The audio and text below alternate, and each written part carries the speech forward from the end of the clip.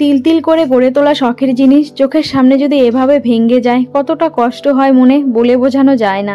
তোমরা তো জানোই আমার বাড়িতে একটা দোকান ছিল, আমার দোকান, যেটা আমি আমার মতো করে সাজিয়েছিলাম, আমার পছন্দের কালেকশন রেখেছিলাম, কিন্তু সেই দোকানটা আজকে ভেঙে চুরে একদম তছনছ করে দেওয়া হচ্ছে।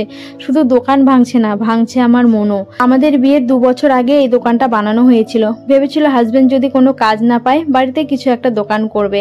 তো যাই হোক, ঠাকুরের আশীর্বাদে আমার হাজবেন্ড 2 মাসের মধ্যেই, মানে কলেজ কমপ্লিট হওয়ার 2 মাসের মধ্যেই প্রাইভেট কোম্পানিতে জব পেয়েছিল।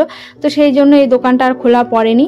বিয়ে হয়ে আসার পর দেখি দোকানটা এভাবেই বন্ধ থাকে। তখন আমি হাজবেন্ডের কাছে আবদার করলাম যে আমাকে এটা আমার মানে পছন্দের, মানে মেয়েদের পছন্দ যে জানোই, সাজা গোজা জিনিসপত্র, তো সেই মতো স্টেশনারি দোকান খুলে দাও। সেই মতো হাজবেন্ডও আর না করেনি, আমার কথা মতো দোকান খুলে দিয়েছে। এমনকি দোকানে যত কাঠের জিনিসপত্র দেখতে পাচ্ছ আমার শ্বশুরমশাই নিজের হাতে আমাকে বানিয়ে দিয়েছিল।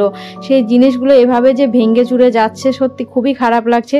দোকানের অনেক জিনিস সরানো হয়েছে, তোমরা দেখে বুঝতেই পারছো একদম দোকান ফাঁকা, আর সব কিছু আমি কম দামে, মানে অনেক কম দামে দিয়ে দিচ্ছি। আমার শখের দোকান যে এভাবে কোনোদিন বন্ধ করে দিতে হবে আমি সত্যি কল্পনাতে